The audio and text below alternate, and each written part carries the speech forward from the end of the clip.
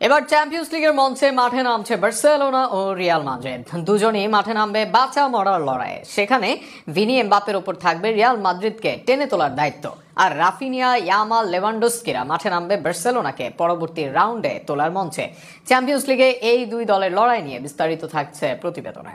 15 বার champions league জয়ী Real মাদ্রিদকে বলা হয় এই আসরের জমিদার, কিন্তু বর্তমান চ্যাম্পিয়নরা যেন এই আসরে আছে বেশ বিপদে, কেননা এবার তাদের সামনে আছে চ্যাম্পিয়ন্স লিগ থেকে বাদ পড়ার শঙ্কা। চ্যাম্পিয়ন্স লিগে আর্সেনালের বিপক্ষে শুরুর লেগে 3 গোল হজম করা রিয়াল মাদ্রিদ, সেখান থেকে এবার ফিরে আসার টার্গেট মাদ্রিদের।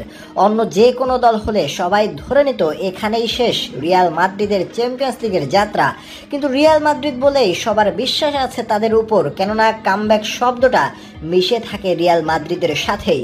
বিশেষ করে চ্যাম্পিয়ন্স লিগের মঞ্চে বারবার পিছিয়ে থেকে ফিরে আসা দলের নাম রিয়াল মাদ্রিদ। বলা হয় সান্তিয়াগো বার্নাব্যুতে 90 মিনিট অনেক লম্বা সময়, সেই লম্বা সময়ে এবার কামব্যাক দিতে প্রস্তুত ভিনি, রদ্রিগোরা। অপরদিকে রিয়াল মাদ্রিদের উল্টো চিত্র বার্সেলোনা দলের। ঘরের মাঠে প্রতিপক্ষকে 4 গোল দিয়েছে হেন্সি ফ্লিকের দল।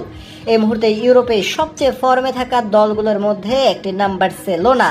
লিগ কিংবা চ্যাম্পিয়ন্স লিগ সবখানেই বার্সেলোনার সামনে শিরোপা জয়ের হাতছানি।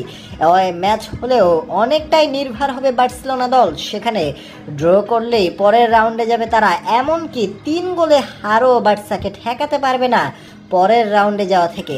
তাই এই ম্যাচে চালকের আসনে থেকে মাঠে নামবে কাতালান ক্লাবটি। সেমিফাইনাল নিশ্চিতের ম্যাচে রিয়াল মাদ্রিদ মাঠে নামবে ইংলিশ ক্লাব আর্সেনালের। কখনো চ্যাম্পিয়ন্স লিগ না জেতা আর্সেনালের সাথে চ্যাম্পিয়ন্স লিগের রাজারা ঘুরে দাঁড়াতে পারে কিনা 17 এপ্রিল সেই লড়াইয়ে সান্তিয়াগো বার্নাব্যুতে রাত 1টায় মাঠে নামবে দুই দল।